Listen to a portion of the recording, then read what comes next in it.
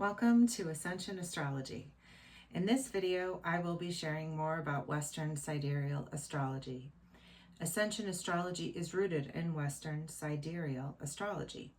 Therefore, before delving deeper into Ascension Astrology, let's first look a bit more deeply at Western Sidereal Astrology. What is Western Sidereal Astrology? It is gaining momentum and popularity, but is still largely unknown. This form of astrology looks at the effects of precession, which is 1 degree of arc for every 72 years, that occurs from the Earth's gentle swaying movement, allowing each zodiac sign to herald the beginning of spring for the Northern Hemisphere for a period of about 2,150 years. This totals 25,800 years for a full rotation through the 12 zodiac signs. And this full rotation is called a Platonic, a galactic, or a great year. Western Sidereal Astrology also considers the significance of the aspects formed with certain fixed stars. And there are 64 that are considered highly noteworthy, some of which are part of the 12 zodiacs. When you look up at the night sky, can you tell which zodiac sign marks the beginning of spring? The definition of astrology that resonates as truest for me is very simply the practical application of astronomy to human use, and this is from the introduction by Critchlow in a book by Burkhardt titled Mystical Astrology According to Ibn Arabi. While Western tropical astrology has much to offer, Western sidereal astrology is more in sync with astronomical happenings. In Western tropical astrology, the reckoning or the calculation is based on the spring equinox, whereas in sidereal astrology, they're looking at the positions of the stars. In other words, the Western sidereal astrology system is more congruent with astronomy, and in fact, they used to be one.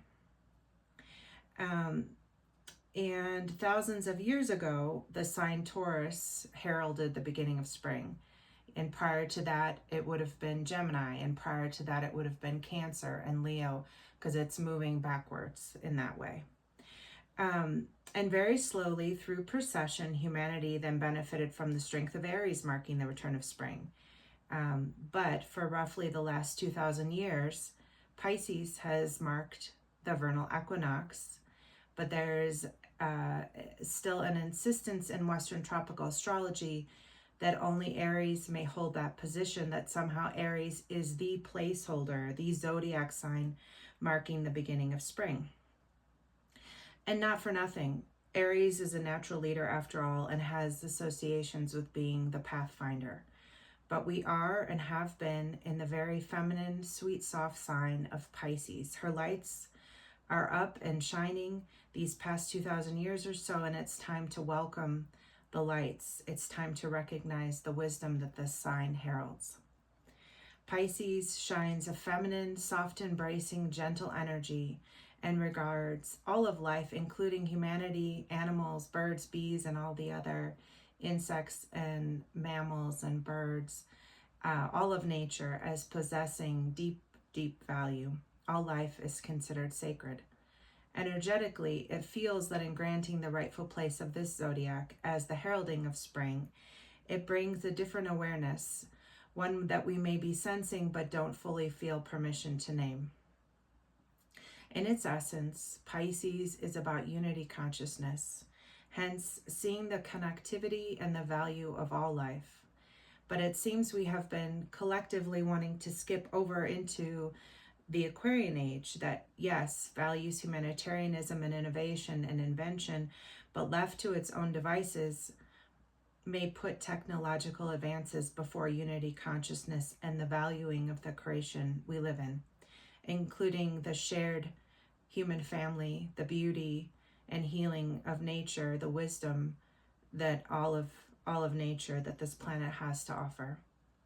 In examining our own natal chart, reflecting on the possibility that our sun sign and other planetary signs may be different than what we've been told is likely going to cause cognitive dissonance. However, if we are willing to be merciful with the discomfort and accept the possibility of a truer perspective of our gifts and our potential challenges, we can face our destiny with greater ease and potentially offer our much needed gifts with greater congruence and depth. Perhaps we will regard the cosmos with more respect and deepen our bowing to the source of all of this miraculous creation in which we may regularly marvel. This might offer us a richer experience on our earth walk and also open up the possibility of granting humanity and all of the species on earth, including earth itself, greater beauty and health through our stewardship, balance, and deep greatness unfolding. In the next video, I will share about my offering Ascension Astrology, so please stay tuned and blessings to you.